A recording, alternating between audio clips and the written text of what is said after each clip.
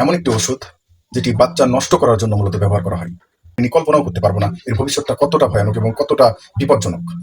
আসসালামু আলাইকুম, আশা করছি সবাই ভালো আছেন।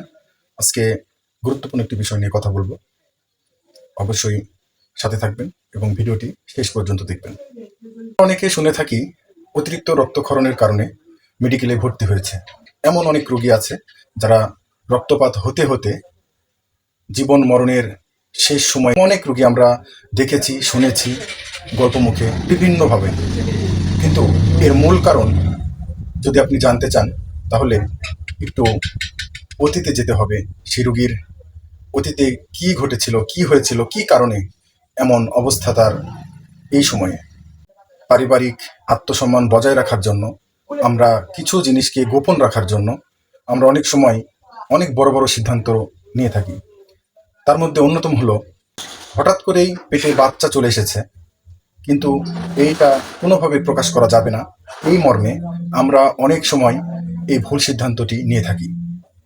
আজকে আমি কথা বলবো মিফেপ্রিস্টন এবং মিসোপ্রোস্টল এমন একটি ওষুধ যেটি বাচ্চা নষ্ট করার জন্য মূলত ব্যবহার করা হয়। কোনো শরীরের কোনো অংশই হয়তো তৈরি হয়নি, এমন অবস্থায় এই ঔষধটি সেবন করলে বাচ্চা নষ্ট হয়ে যায় তার প্রক্রিয়ার মাধ্যমে। এই কারণে আমরা একজন থেকে শুনে বিভিন্ন ফার্মেসি ওষুধের দোকানদারের কাছ থেকে নিয়ে অনেক সময় না জেনে না বুঝে খেয়ে থাকি, কিন্তু এটির ভবিষ্যৎ কি হতে পারে আমরা কখনো চিন্তাই করিনি, কল্পনাও করতে পারবো না এর ভবিষ্যৎটা কতটা ভয়ানক এবং কতটা বিপজ্জনক। এই ওষুধটি অনেকেই চিনবে না যে এটা কি এমন ওষুধ, কি নাম। অর্থাৎ বাচ্চা নষ্ট করার প্রক্রিয়া থেকেই এই রক্তক্ষরণ শুরু হয়েছে। প্রাথমিক অবস্থায় অনেক সময় বোঝা যায় না, এর সাইড এফেক্টগুলো বোঝা যায় না। অনেকের শরীরে হয়তো কোনো সমস্যাই হয় না, এমনও হতে পারে। অনেকে হয়তো মনে করেন আমার তো কোনো কিছুই হয়নি, আমি তো খেয়েছি।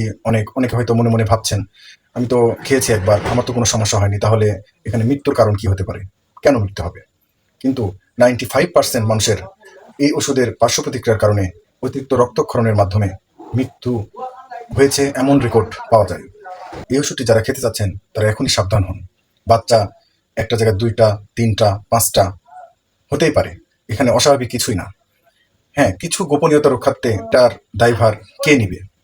ওষুধ কোম্পানিগুলোতে দায়ভার নেবে না, কারণ তারা এটি তৈরি করেছে একজন চিকিৎসকের পরামর্শে।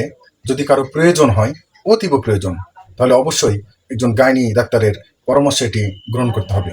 তাছাড়া কখনোই কোনোভাবে কারো পরামর্শে, কোনো মানুষের, কোনো দোকানদারের, কোনো ওষুধ বিক্রেতার কারো পরামর্শে এটি খাওয়া যাবে না।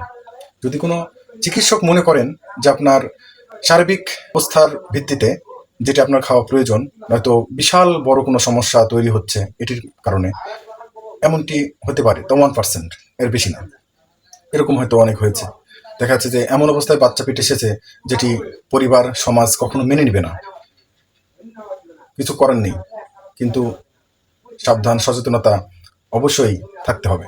যদি কোনো কারণে আল্লাহ হায়াত দিয়ে থাকেন তাহলে হয়তো আল্লাহ আপনাকে বাঁচিয়ে দিতে পারে।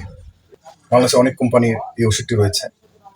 সবাই এই ওষুধ থেকে বিরত থাকুন, নিজে সচেতন হন, অন্যকে সচেতন করতে সহযোগিতা করুন।